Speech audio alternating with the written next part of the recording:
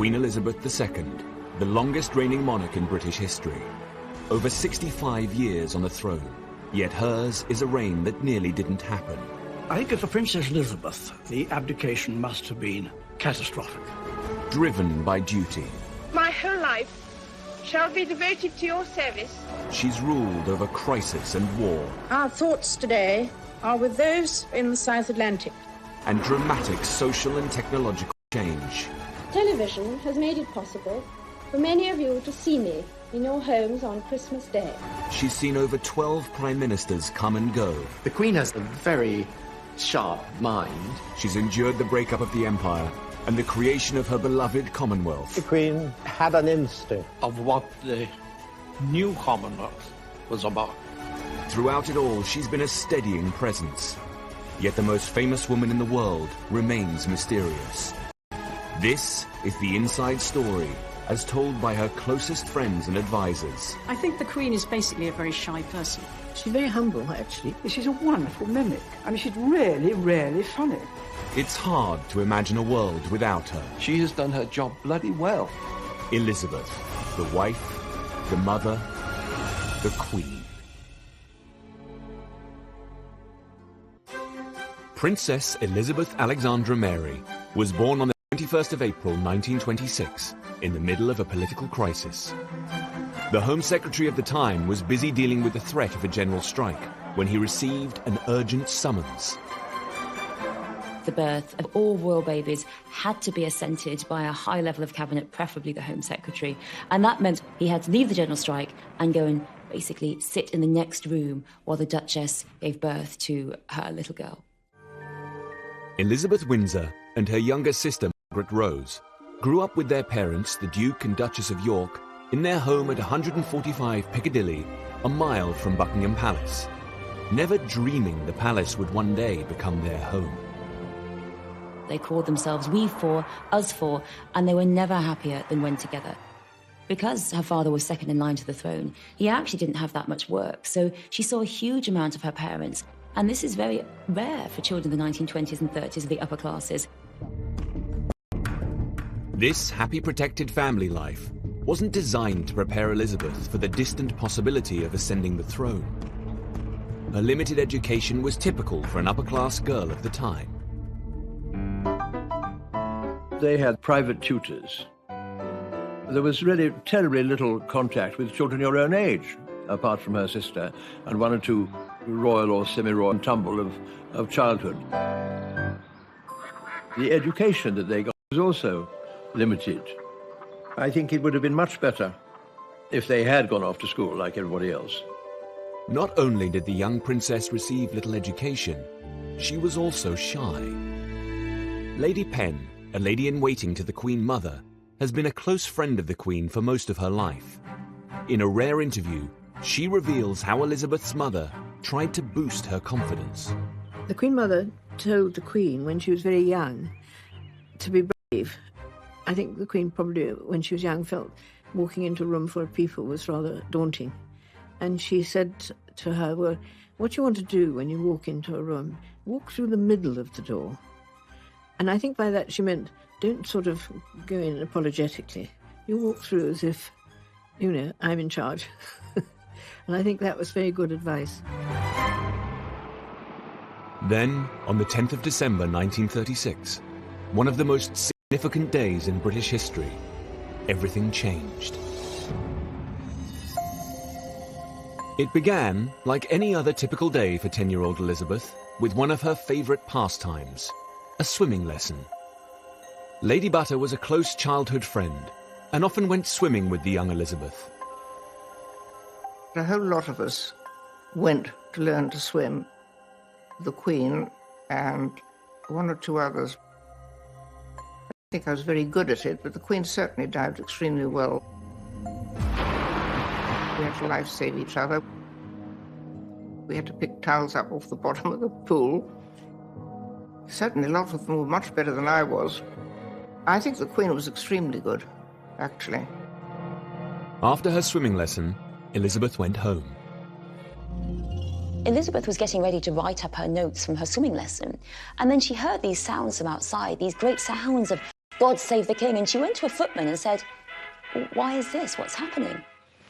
By an instrument of abdication dated... And the footman said, your uncle has abdicated and your father is king. God save the king.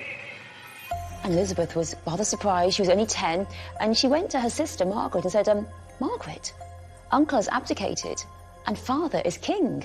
And Margaret said, well, does that mean you're going to be queen now? And Elizabeth said, yes. And Margaret said, well, poor you. But Elizabeth, she was so unflappable. She was so calm. She sat down and she wrote up her swimming notes as she planned to do, but at the top she wrote Abdication Day. And that, to me, is the key to Elizabeth's character. It's a rather overused phrase, but she's the epitome. Abdicated after falling in love with a twice-married American divorcee. Political pressure forced him to choose between the crown and the woman he loved.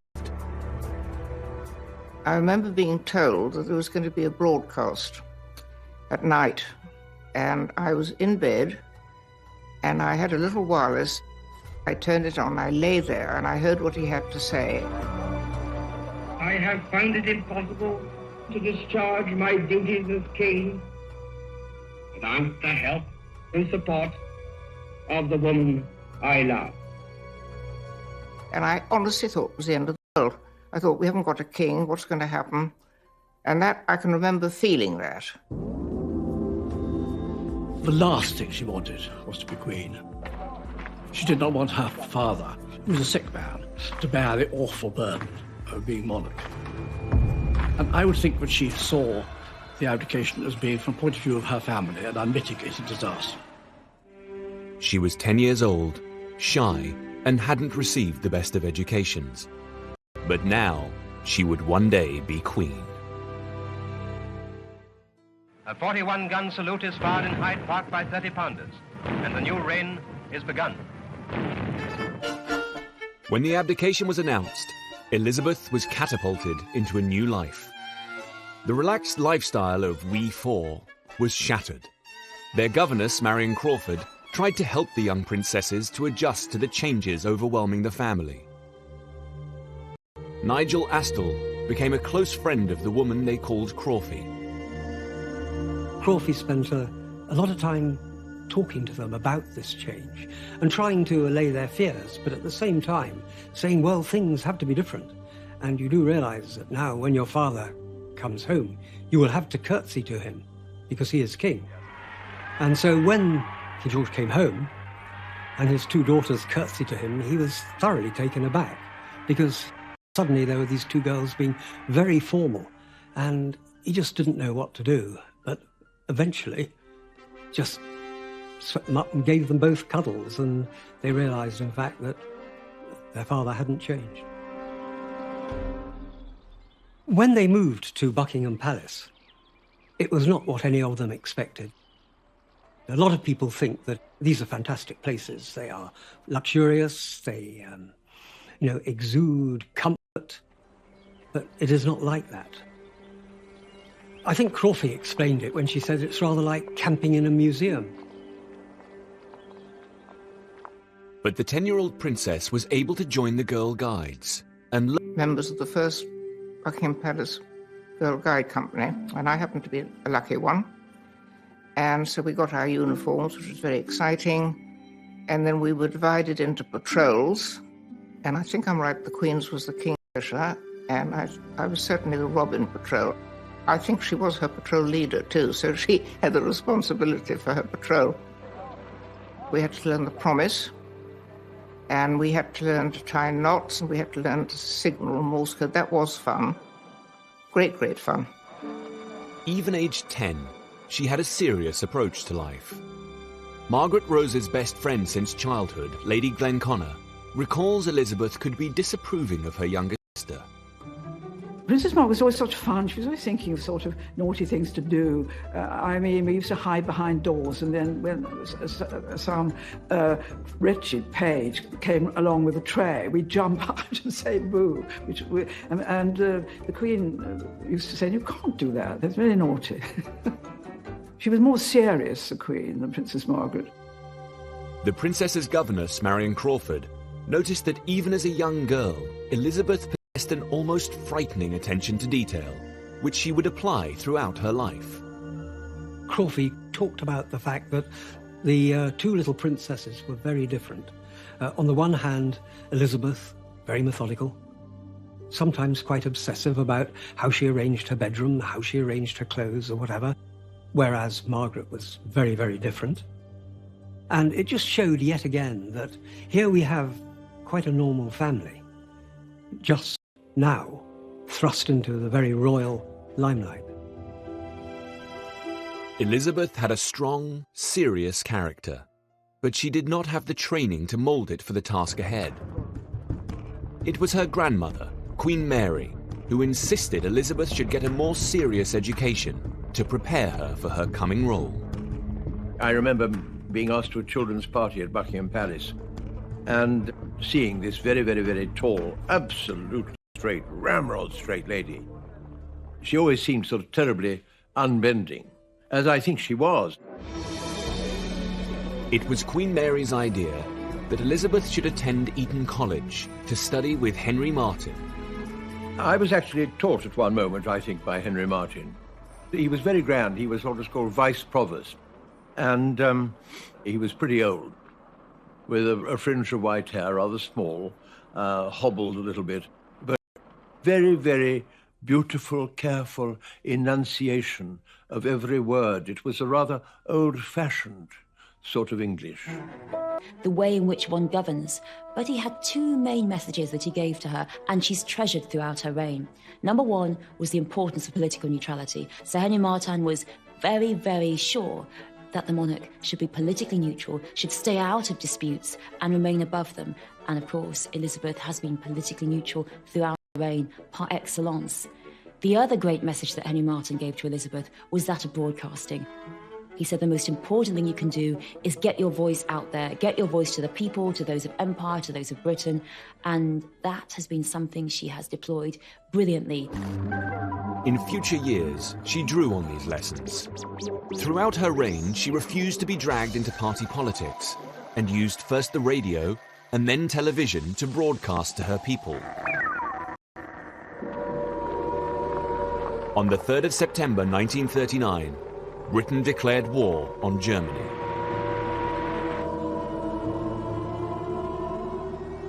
The King and Queen chose to remain in London, sharing the risks of the capital during wartime.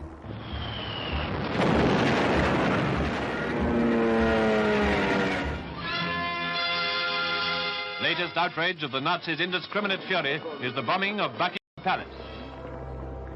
The royal family became icons of the nation as Britain came under attack.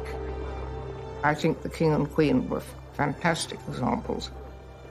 They got a bomb outside Buckingham Palace, and the Queen said she felt much better because they'd had exactly what everybody else had had. But the young princesses had their own role to play in supporting the war effort. Initially, there was secrecy about the whereabouts of Elizabeth and Margaret. Later, it was revealed that they were in Windsor Castle. For Margaret, it was an isolated existence. We packed for the weekend and stayed for 5 years. They put up some rather feeble barbed wire. Of course, wouldn't have kept anybody out, but it kept us in. Within a year, 14-year-old Princess Elizabeth had the opportunity to put the lessons she had learned from Henry Martyn at Eton to good use. In 1940, she made her first ever radio broadcast in support of the war effort when she addressed evacuated children. The British hoped America would enter the war, where the broadcast was also heard. All of us children who are still at home think continually of our friends and relations who have gone overseas, who have traveled thousands of miles to find a wartime home and a kindly welcome in Canada, Australia, New Zealand, and the United States of America. Come on, Margaret. Good night, children. Good night, and good luck to you all. The broadcast had a huge effect on the British nation, but particularly it had a massive effect on America. Elizabeth is just a teenager herself, giving out this very sympathetic, empathetic message to the evacuated children. But the political ramifications of this are huge, and they do actually affect great political movements, America into the war. And that's the beginning of her realization of how important her words can be. The princess had done her duty and made her first broadcast. She understood the power of the new technology, but for the rest of her life, she would battle with it. As the war continued, the dutiful young princess lived on wartime rations like the rest of the country. Although their meals were supplemented by food from the royal estates, frugality was second nature to Elizabeth. She had a Scottish mother and had grown up surrounded by canny Highland women. All of us who were brought up in the war were frugal. We had to be. The food was rationed, and they had the same rationing as everybody else. And the clothes were rationed. So, it was a part of life to be frugal, and I think it's very Scottish too. And the Queen is Scottish. She is a frugal person, absolutely. I think that you say, if as a Scot, you're canny. You look after your money, don't throw it about. I don't think she's a materialistic person at all. Personally, I really don't. She's rather inclined to turn off lights if she thinks they shouldn't be wasting electricity, because people are rather inclined to leave them on. That sort of thing. Princess Elizabeth had until now followed the path laid down by the court and her parents. But on one of the most important decisions of her life, the man she would marry, she would rebel against her parents and follow her own judgment. In 1939, a dashing young cadet arrived at the Royal Naval College, Dartmouth. He made a strong impression on Michael Vaughan. We saw this group of older cadets, usually at the double, so they attracted our attention, and we soon became aware that an outstanding figure amongst them was a tall, blonde-haired chap, who we soon learned was a prince, and that was quite exciting to have a prince at the college. He was Prince Philip of Greece and Denmark. Philip was a grandson of the King of Greece. He'd had a royal childhood, but it had been aristocrats. 3 of their husbands were members of the Nazi Party. His father was a playboy in the south of France, and his mother was confined to an asylum in Switzerland. Well, it's always difficult to know what affects other people, but I suppose that when you're in a situation, you know you have to deal with it. And he obviously loved his sisters, and he saw a lot of them, and he had cousins. And then I think he was happy with all of us. And I think he always used to say, well, I haven't known anything else. So, I am where I am. And I mean, let's get on with it, frankly. That is him. That summer of 1939, the King, Queen, and 13-year-old Princess Elizabeth arrived at Dartmouth in the royal yacht. It was a visit that would change her life.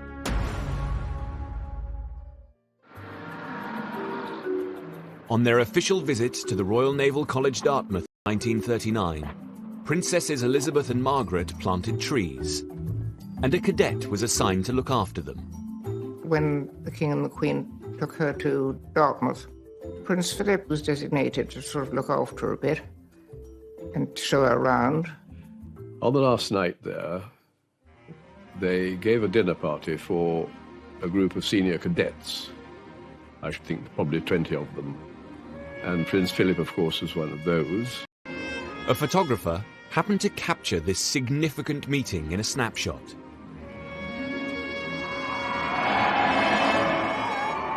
There was tremendous excitement among the cadets as the royal yacht steamed away from Dartmouth at the end of the visit. As the Victoria and Albert prepared to leave harbour, we'd all been told to get into these boats. And we all rowed downstream and followed in the wake of the Vinay until she cleared the harbour. And then off she went, because we couldn't row as fast as she could steam. But one cadet didn't stop rowing. Prince Philip of Greece put on a burst of speed and pulled ahead of the other rowers.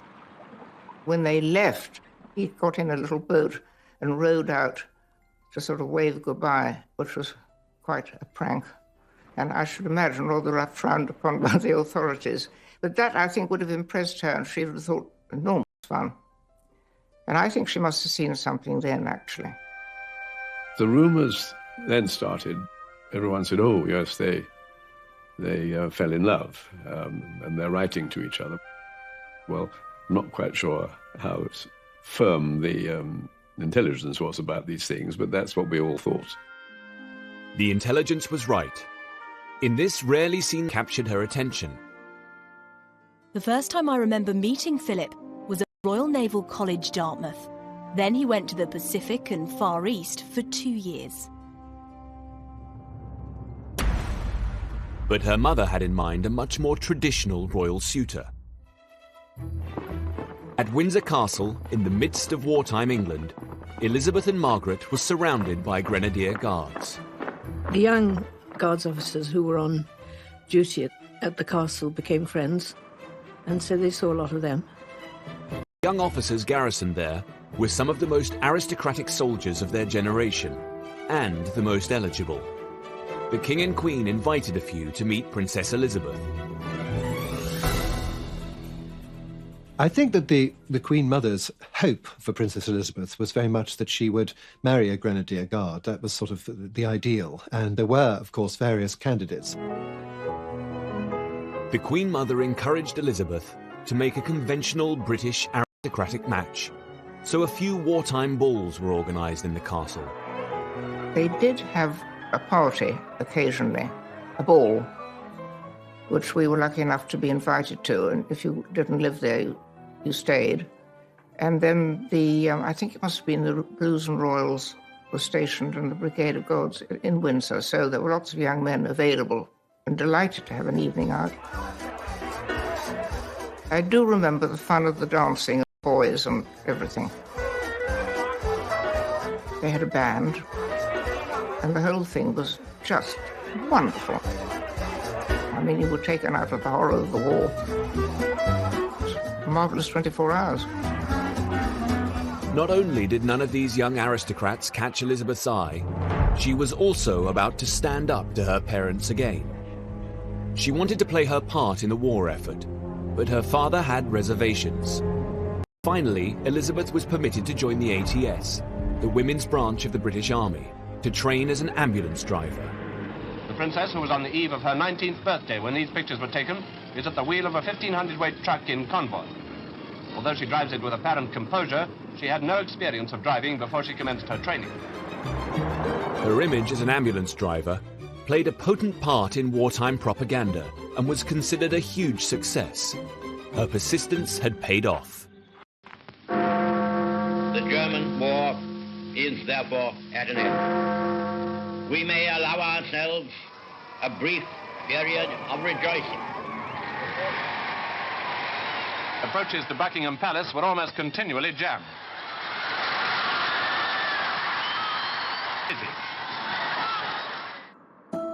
In the aftermath of war, Elizabeth's determination to follow her own path grew even stronger.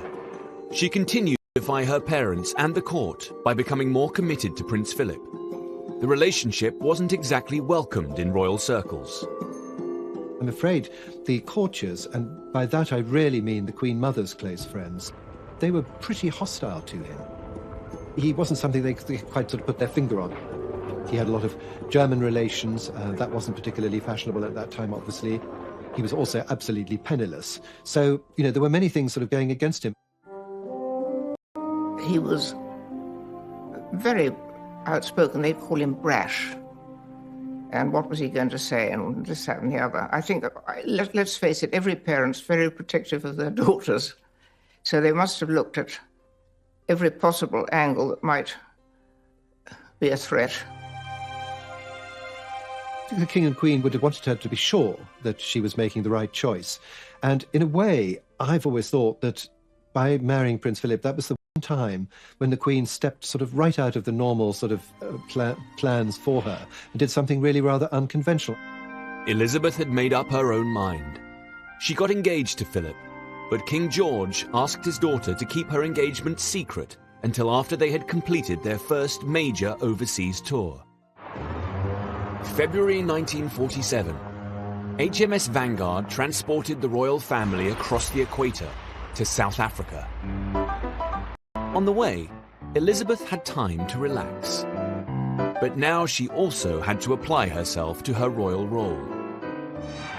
And she would do this with the duty and foresight which would become defining characteristics of her entire reign.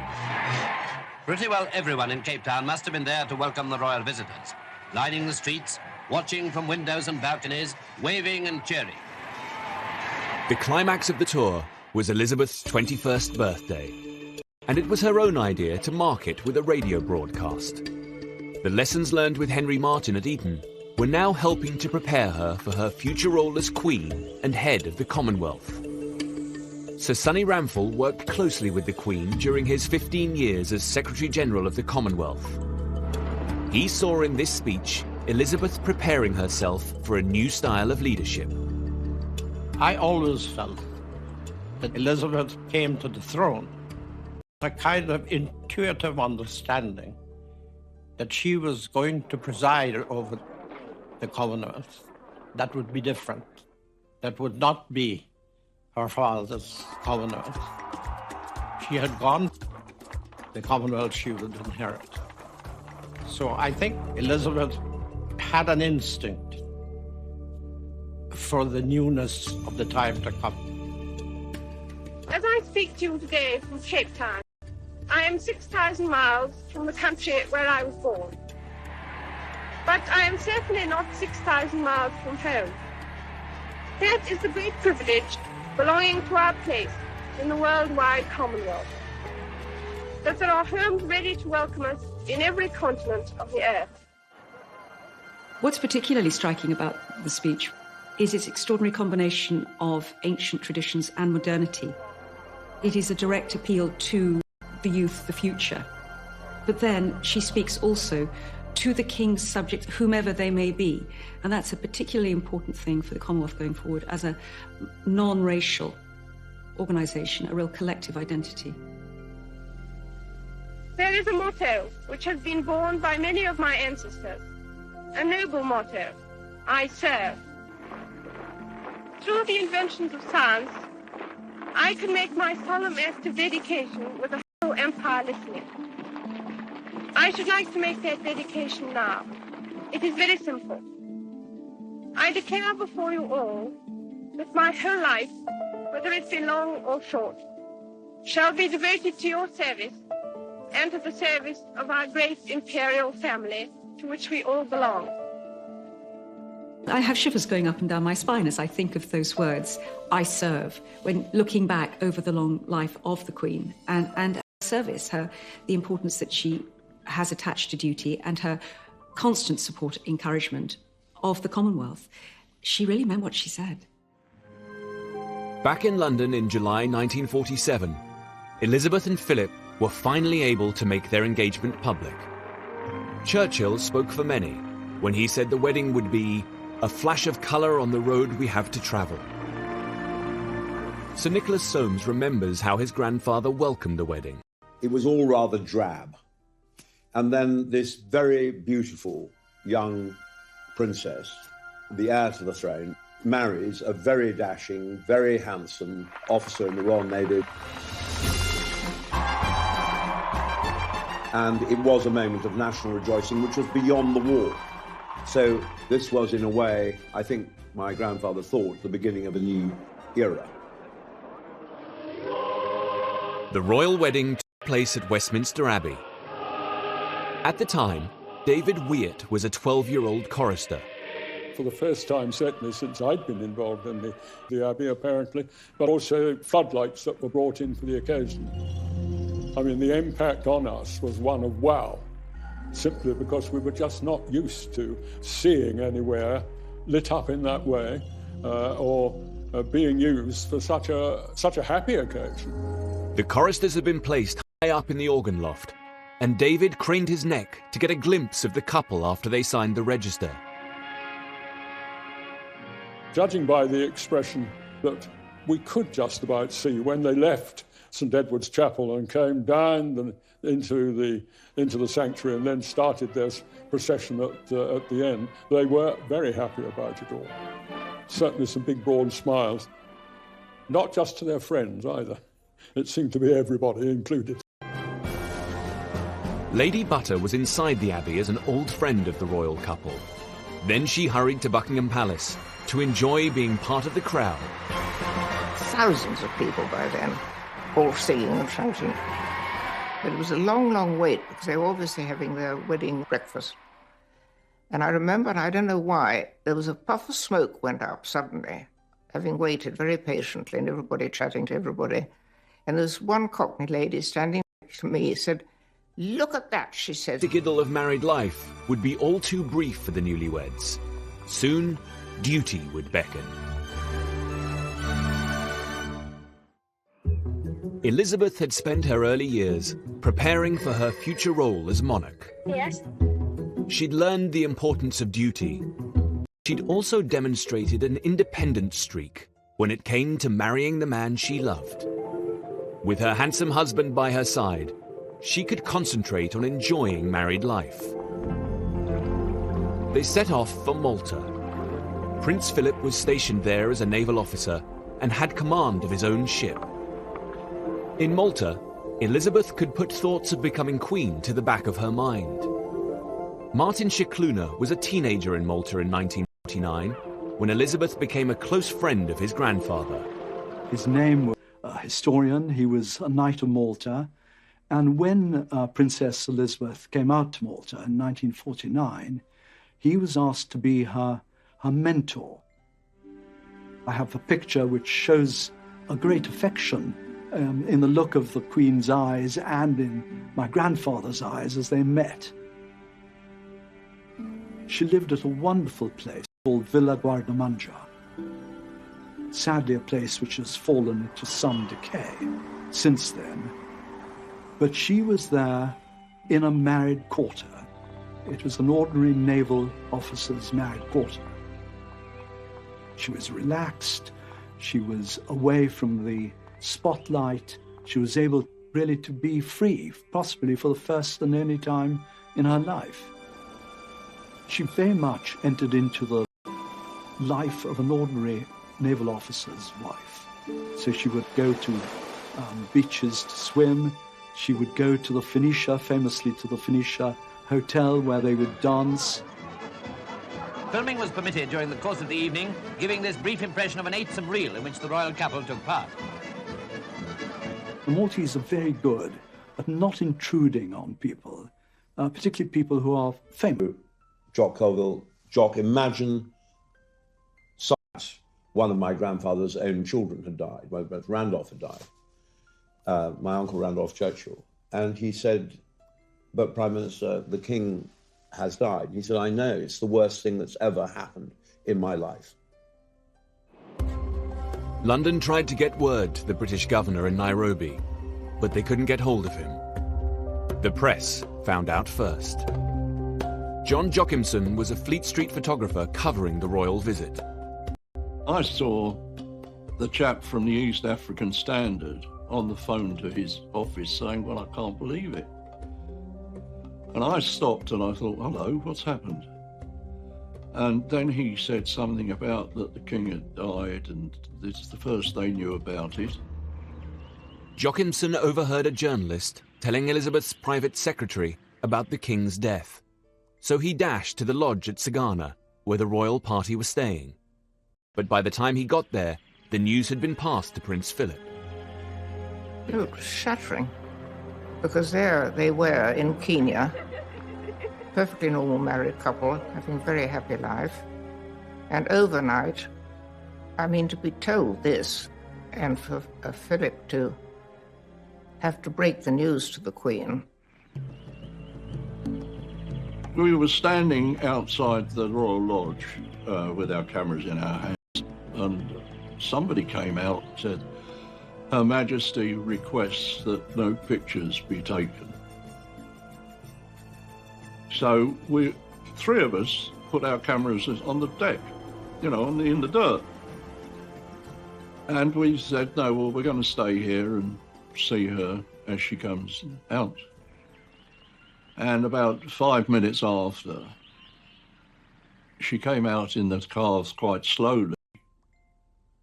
I remember her. It was very new, and I think it worried people that It was going to be an intrusion on a very solemn and sacred moment in her life.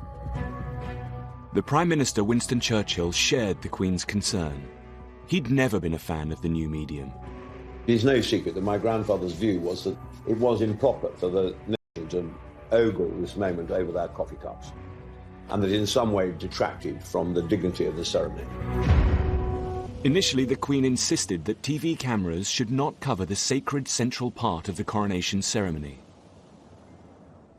She was happy with the procession coming down the aisle, anything being filmed up to the rood screen.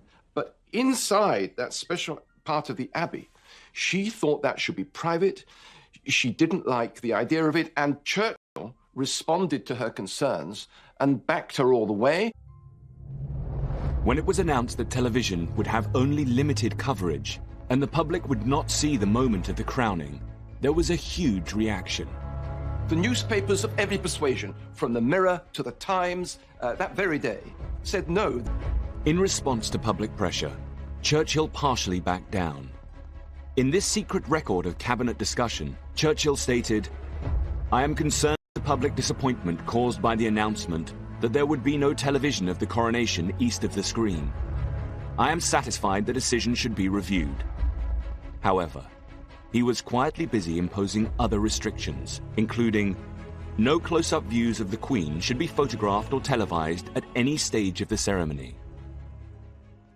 BBC broadcaster Peter Dimmock, who had been fighting to televise the coronation, was asked to stage a demonstration in the Abbey to prove there would be no close-ups.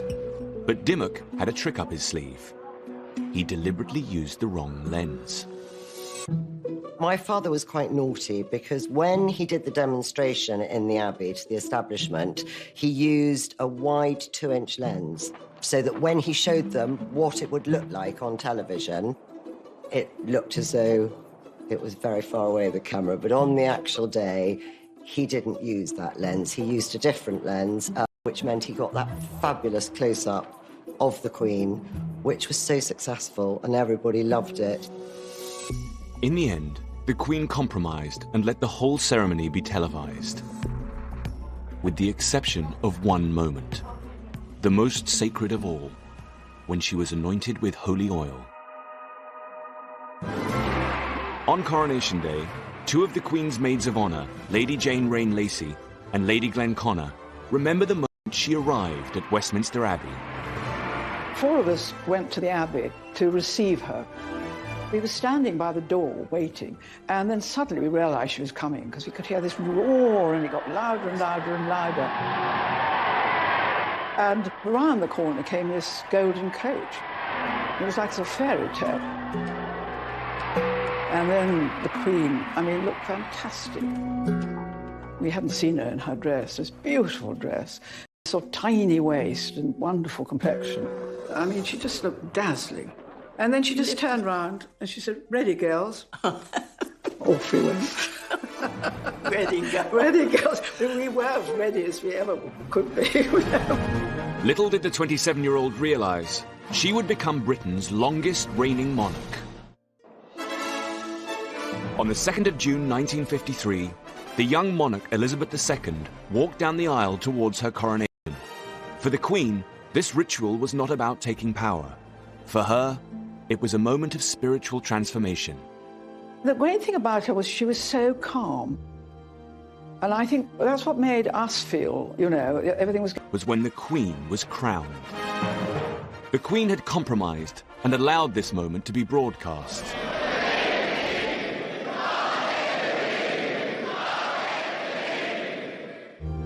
Before she received the crown, she was handed the orb and scepter. They weren't just symbols of worldly power. They had a sacred significance too. The Archbishop of York, John Sentamu, who has preached before the Queen, explains. She's given the orb, which is made up of about 600 jewels and pearls, and on top, a cross, saying Christ is Lord of the whole earth. And then she's given a scepter with a big diamond in the middle, and again on the top it's got a cross. The scepter is telling her, Queen, Your power comes not from Parliament or inherited from your father, but from God. But the Queen's deep faith meant that the holiest moment of all was not televised. The Queen insisted the cameras did not show the sacred anointing with holy oil.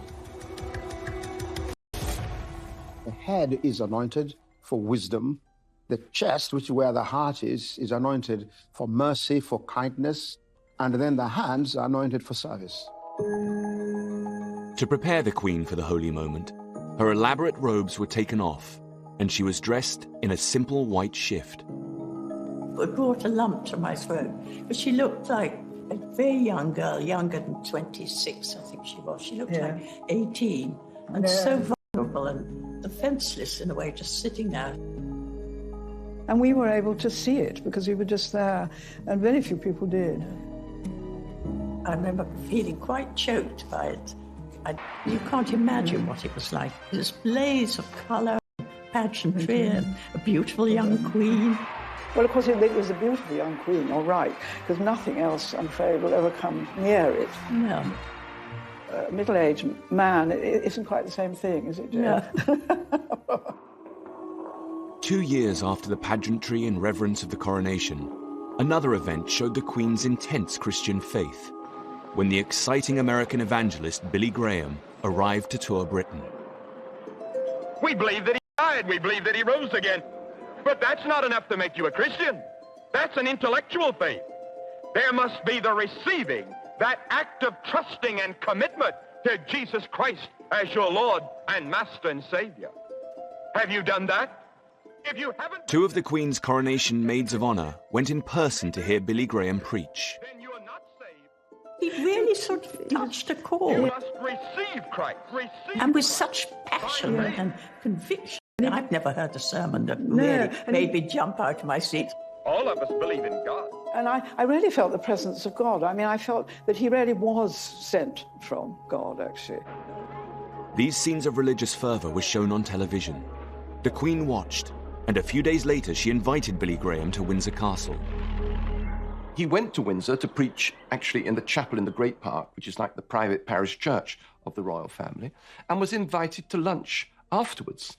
And found a young English sovereign who was remarkably versed in the ways of the Bible, who loved discussing the evangelical precepts by which he stood. Jesus was the Son of God, sent to earth to save us. Christ is the center of our living, is the center of our thinking, the center of our planning, and the center, really, of her goal in life.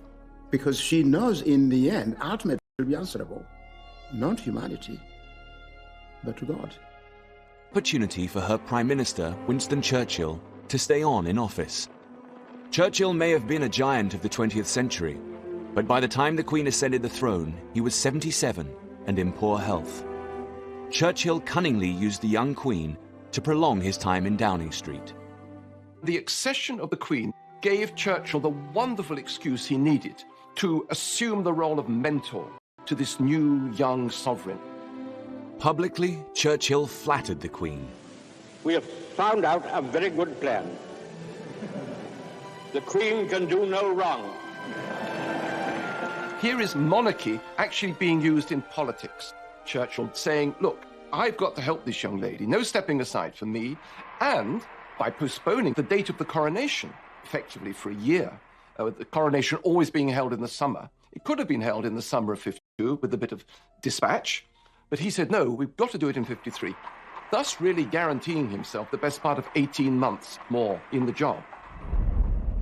Soon after the coronation, Churchill suffered a serious stroke. For several days, neither the Queen nor the nation was told.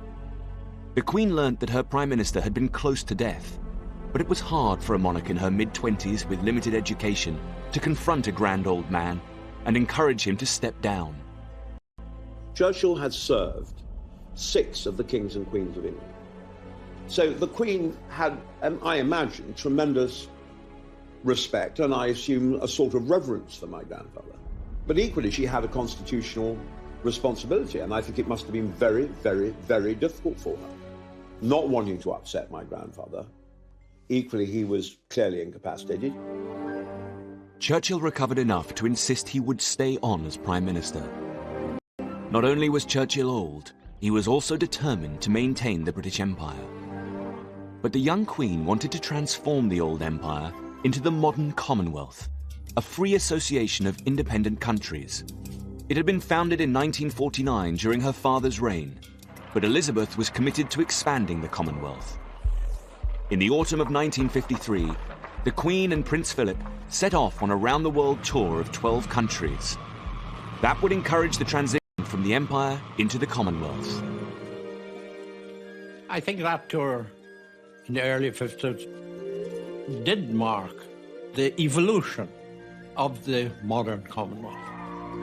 You could have all the declarations you wanted, but unless they were translated into human action and interaction of the Queen, it couldn't be a Commonwealth of the flesh.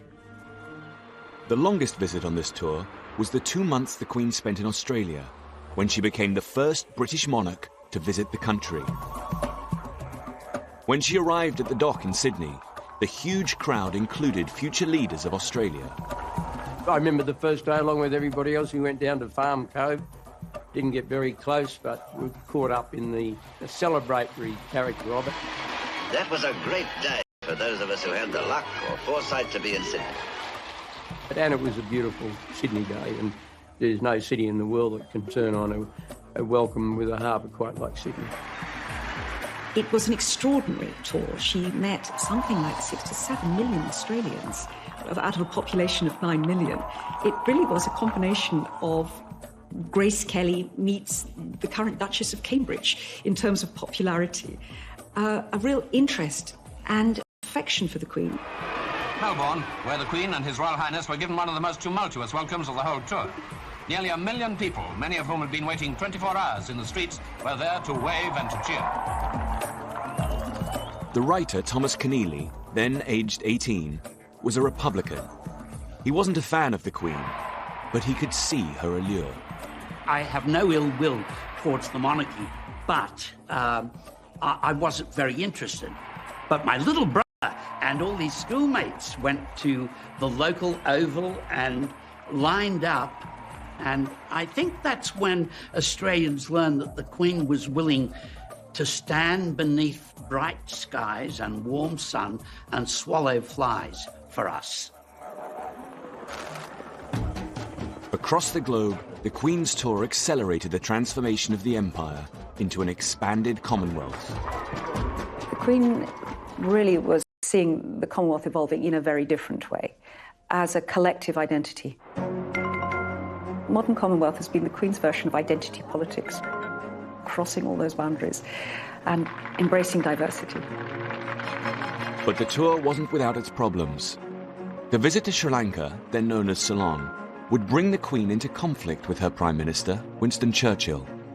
The row was about a planned visit to the most sacred Buddhist temple, said to contain the tooth of the Buddha. Churchill tried to tell her what to do. She was going to go to Kandy and visit the Temple of the Tooth. And indeed, it was extremely important that she did so. And if she didn't visit the Temple of the Tooth, then Ceylon was going to cancel the visit. But when Churchill got to hear about this, he realized she'd have to take her shoes and stockings off. And Churchill thought this was undignified and inappropriate and was dead against this. Finally, an elder statesman in the Temple of the Tooth is no different from taking your hat off in church.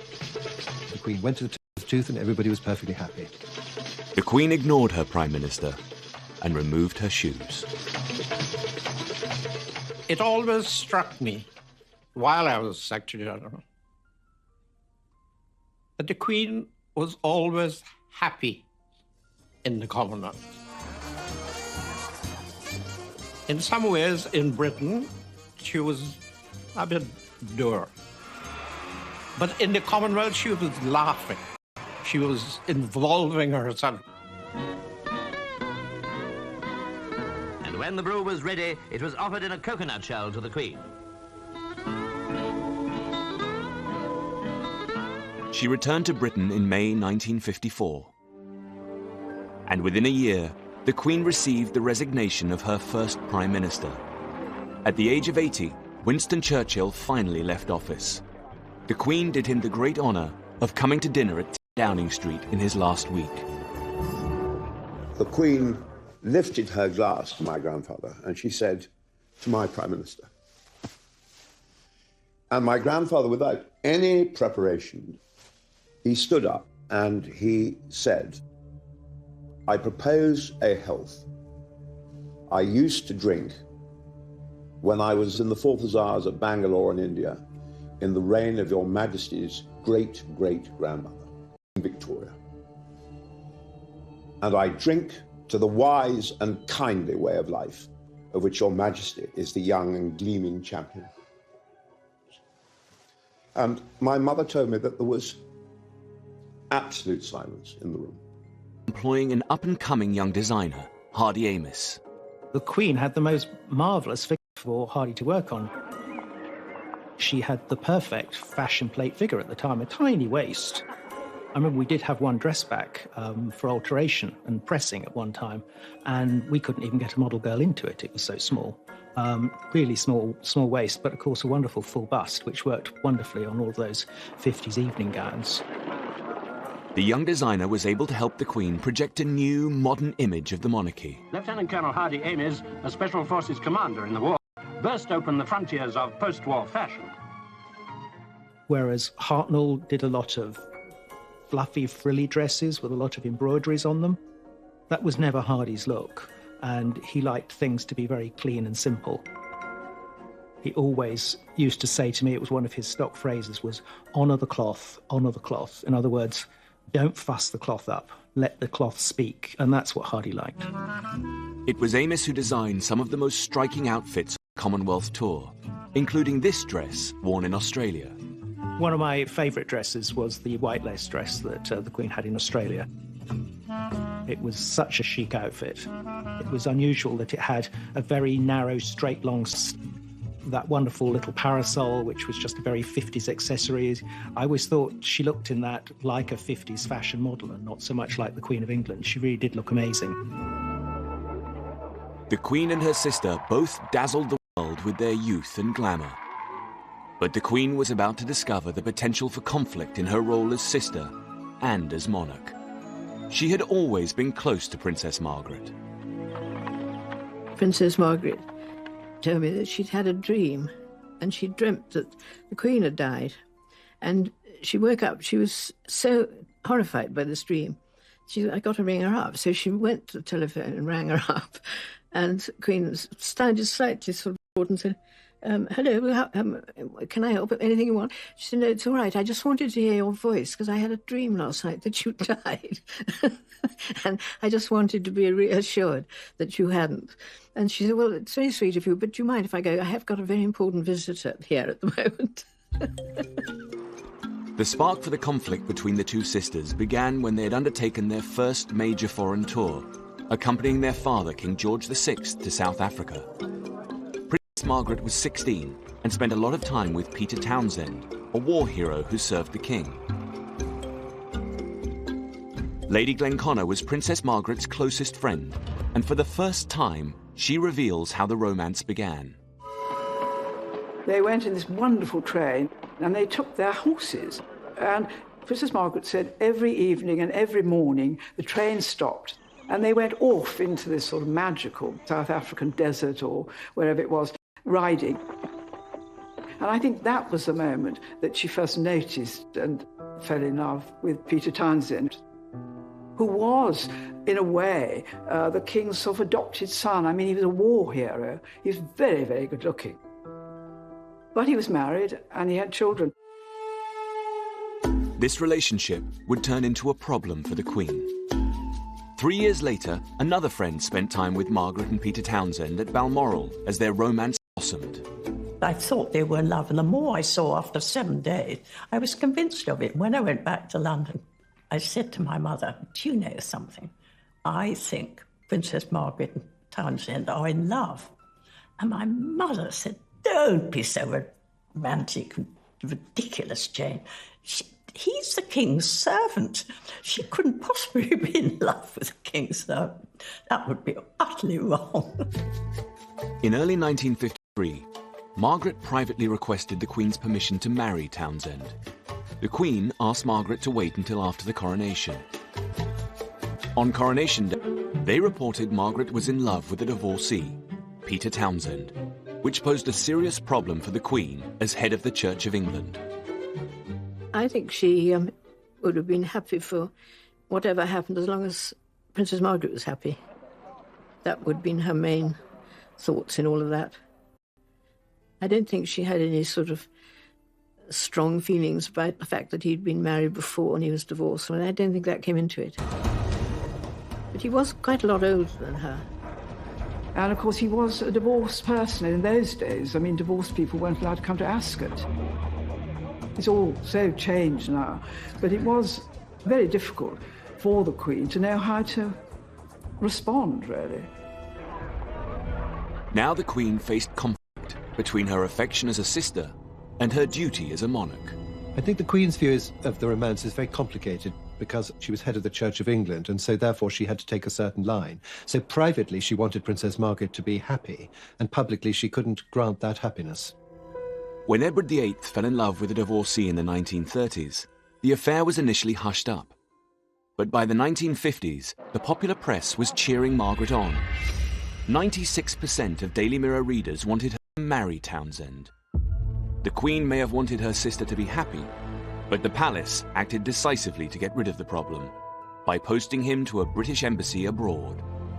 Well, in 1953, when it all became public, Tommy Lascelles, the Queen's private secretary, packed him off to Brussels, got him out of the way. While Townsend was in exile, the newspapers kept running the story. In August 1955, Princess Margaret was in Balmoral for her 25th birthday. Hundreds of journalists camped on her doorstep because on that day, Margaret no longer needed the Queen's permission to marry. Margaret found herself splashed on the front page. When Townsend returned from his banishment, the press hounded him relentlessly. Initially, he stayed with Prue Penn. What he minded most was this press intrusion, which he found terribly hard. They followed him everywhere. Seldom can a man have been so widely discussed without being able to say a word for himself. And I know when he came to our house, he tried to give them the slip, but he couldn't.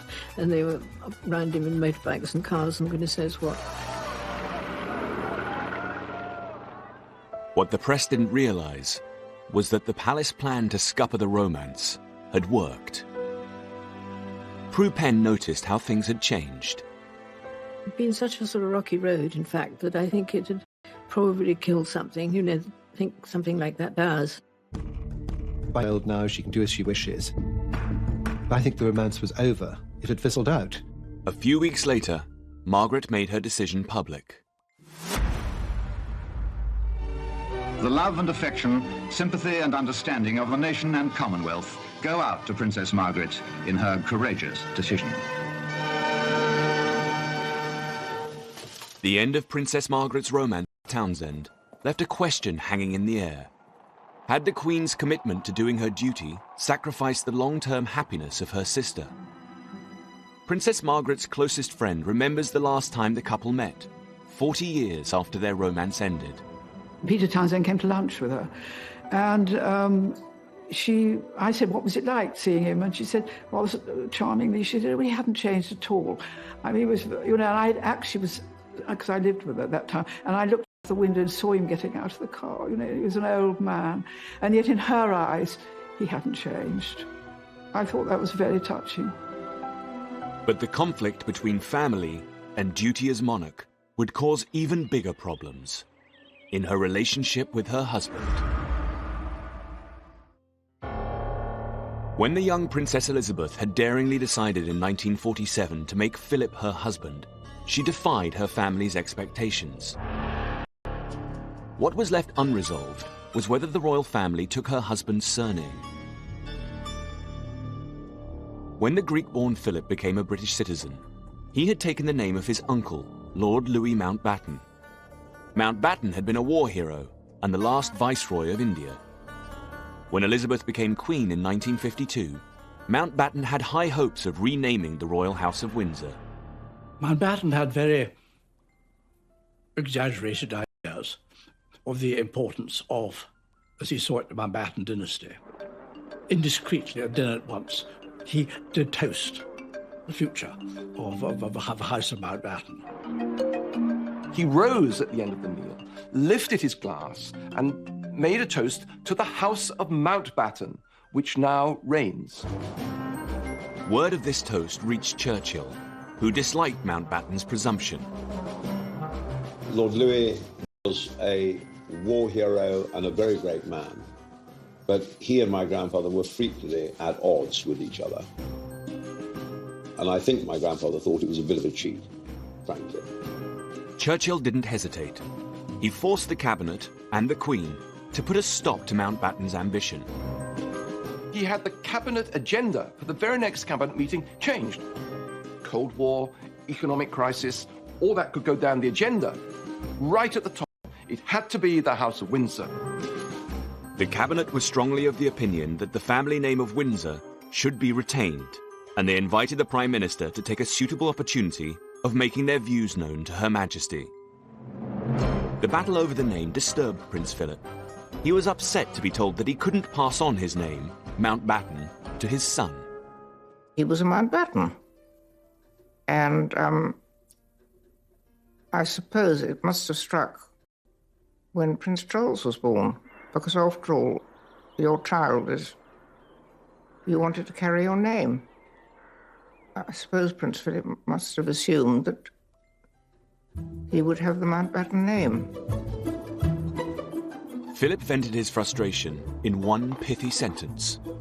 I believe this story that he once bitterly said to somebody, "I'm nothing but a bloody amoeba existing to procreate." Philip was also unhappy when his wife's job as Queen took priority over his naval career. His Royal Highness then went aboard their training cruiser, HMS Devonshire, to present end-of-cruise prizes. Prince Philip was a very ambitious, careerist naval officer. It was for him a bit of disappointment that when he still had at least several years of his career to run, and the ball at his feet, so to speak, to suddenly be translated into another world, where inevitably, however valuable his role, however important things he did, he was going to play second fiddle. And he did not like being second fiddle. To keep her husband happy, the Queen went out of her way to give him a central role in the royal family. He's an alpha man. He's used to using his talents, and he can't pursue his career. So a deal is made. The Queen is going to be the Queen. She'll be the monarch. But at home, he is the head of the household, and he makes decisions about what happens to the family, and particularly what happens to the children and where they go to school. Philip was determined that Charles should go to his old school, Gordonston, famous for encouraging physical toughness. Prince Philip's cousin, Myra Butter, happened to be staying at Balmoral when Charles had his first day at his new school. It was not a happy day. But all I can remember is that when Prince Philip came back from taking Charles to school, and looked slightly shaken. And I remember he went straight over, he didn't say anything, but he went straight over and poured himself out a drink. I do remember that, and I thought, oh, that has shaken you. Philip might have accompanied the Queen on her 6-month tour of the Commonwealth, but by 1956 he was embarking on his own solo journeys. His wife is suddenly the centre of attention. For 4 months, Prince Philip, accompanied by some close male chums, enjoyed taking the royal yacht to Australia and back, and visiting isolated British communities. During this extended trip, the press ran headlines about trouble in the Queen's marriage. It's on this voyage that there are actually reports in the newspapers, not just the American newspapers, suggesting a rift in the royal marriage. And crucially, Buckingham Palace publicly responds and says there is no rift. And that's what made it a really big issue. But in 1960, 10 years after Anne's birth, the Queen was pregnant again. Now comes confirmation of the rumour and the forecast of a happy event early next year. Everybody is delighted with the news. Now she took decisive action to heal any issues with Philip over the surname. She told her Prime Minister, Harold Macmillan, that she had set her heart on a change of name for the royal household. The Queen wanted the name of any grandchild without a royal title to be Mountbatten Windsor. Lord Mountbatten, of course, was delighted at the fact that the name Mountbatten was now enshrined in the heart of the royal family. He would have preferred just plain Mountbatten, without any of his Windsor nonsense. But Mountbatten Windsor was a great deal better than just Windsor. The 1950s had been a decade in which Elizabeth had learnt to be a queen. She had successfully deployed her youth and glamour to project a modern monarchy. But crucially too, she had discovered the potential for tension between her royal duty and her loyalty to family. Next time, the Queen is attacked for being remote and out of touch with her people. The personality conveyed by utterances which are put into her mouth is that of a priggish schoolgirl. By the end of the decade, the Queen had been persuaded to let the cameras film her family life. I don't think Prince Philip liked it very much. But the Queen was wonderful about it. It's hard to imagine a world without her. She has done her job bloody well. Elizabeth, the wife, the mother, the Queen. Princess Elizabeth Alexandra Mary was born on the 21st of April 1926 in the middle of a political crisis. The Home Secretary of the time was busy dealing with the threat of a general strike when he received an urgent summons. The birth of all royal babies had to be assented by a high level of cabinet, preferably the Home Secretary. And that meant he had to leave the general strike and go and basically sit in the next room while the Duchess gave birth to her little girl. Elizabeth Windsor and her younger sister, Margaret Rose, grew up with their parents, the Duke and Duchess of York, in their home at 145 Piccadilly, a mile from Buckingham Palace, never dreaming the palace would one day become their home. They called themselves We Four, Us Four, and they were never happier than when together. Because her father was second in line to the throne, he actually didn't have that much work, so she saw a huge amount of her parents. And this is very rare for children in the 1920s.